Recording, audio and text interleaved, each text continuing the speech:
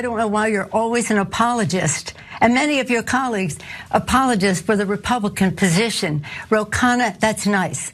That isn't what we're going to do, and nobody's waiting till February. I want this very much now, because people need help now. But it's no use giving them a false thing just because the president wants to put a check with his name on it in the mail, that we should not be doing all we can to help people pay the rent, put food on the table, to enhance benefits, that they don't lose their jobs if they're state and local, we're talking about the consequences of a pandemic, that the symptoms of a problem that the president refuses to address. But you know, and that is the coronavirus. We know that is we the know coronavirus. the problem out there, but there are millions of Americans who have lost their jobs. They can't pay the rent. Their kids need the food. That's right, and that's what we're trying to get done. $1.8 trillion, and the president just tweeted, stimulus, go big or go home. He wants even more right now, so why not work out a deal with him, and don't let the perfect, as they say here in Washington, be the enemy of the good. Well, I will not let the wrong be the enemy of the right. Hey guys, what's up and welcome back to my channel. All right, so we're gonna talk about my most favorite person in the world. Yes, you guessed it, Nancy Pelosi. Good old Nance. She always gives me something to talk about. I know you guys love when I call her Nance, by the way. I love calling her Nance. It makes me feel like I know her. I kind of feel like I do know her now because I spend so much time listening to her. And just trying to like sit there and figure her out, that I kind of feel like we have a bond, you know what I mean? Anyways, so I wanted to get on here and talk about Nancy Pelosi because, as you know, she has been off the rails lately, okay? I just watched an interview that she did with Wolf Blitzer on CNN. Yes, you heard correctly. I watched something from CNN. I do. Oftentimes I do, because I have to watch everybody's opinion. I can't just watch one side of the aisle. I got to watch both, right? So Wolf Blitzer really surprised me on this interview. He literally attacked Nancy, and what he attacked her about was they were talking about why she continues to not accept any of the offers being made for the stimulus plan. Now, recently, Trump basically went in there and he was like, this is over. We are not going back and forth anymore. Nothing is coming, there's no ideas that are being heard. Nobody's agreeing to anything. So I'm putting an end to these stimulus discussions until further notice, okay? Then, like I knew he would, came back and he tweeted, I am going to put together a deal. It's a $1.8 trillion stimulus package. I'm going to put it before the Senate, and I am going to see if they accept the offer. And he basically said, Nance, are you listening? Okay, because he was talking to her because she is the problem. Now, Nancy is claiming that the Republicans do not care to meet the needs of the American people. Can we just for a second, did she really say that? The Republicans don't care about meeting the needs of the American people? Nancy, have you walked down the street of your district lately, girl? Because you got crackheads, you got coke heads, you got meth heads, you got homeless people. Meanwhile, you're up in your little Victorian mansion, eating expensive ice cream, okay, getting your hair did without your mask on, and you're really gonna talk about that the Republicans don't care about the people? Girl, no you didn't. No, you didn't. Anyways, I just think it's hilarious that she said that when her own district is suffering immensely, and they have been suffering, okay? This is nothing new. I even have people who live in Nancy's district tell me they never hear from her, they never see her, she doesn't give a shit, everything's going to hell there in a handbasket, and she's nowhere to be seen. The funniest thing about these discussions is at this point, it has gotten so ridiculous that members of her own party, the Democrats, okay, are basically asking her Nance, what's going on here? Accept the $1.8 trillion deal that Trump is offering you. Enough is enough. We got to get help to people, girl. And Nance is not trying to hear it. So much so, okay, that they basically say that she has gone rogue, okay? She is not listening to anybody.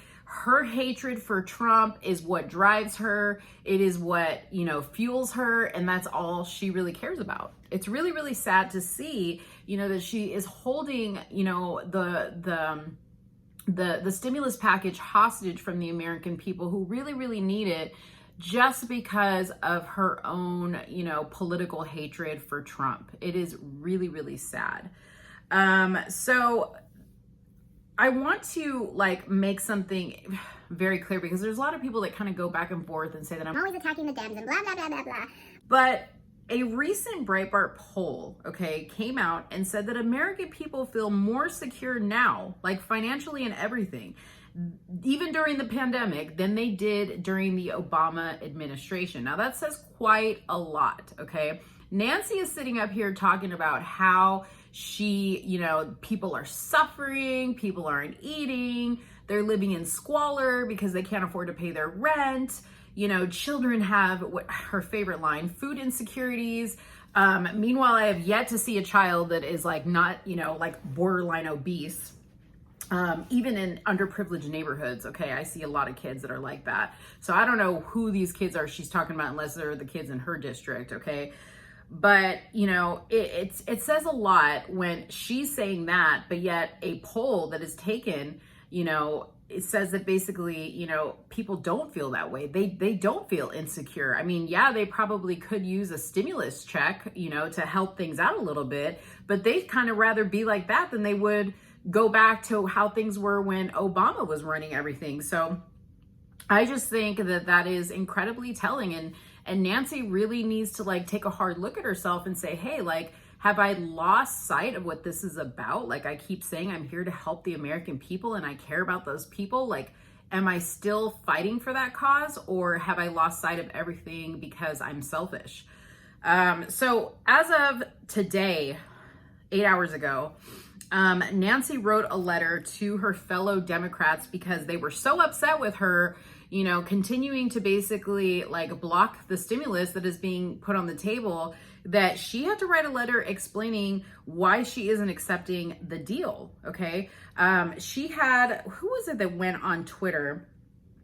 Ro Khanna tweeted, who's also a Democrat, and then some other Democrat even tweeted saying, come on, Nance, enough is enough. Let's take this deal. Let's talk about how we can move forward. But she is not trying to hear it. Even when Wolf asked her about it, she attacked Wolf. She didn't attack Ro Khanna, she attacked Wolf about him even asking that question.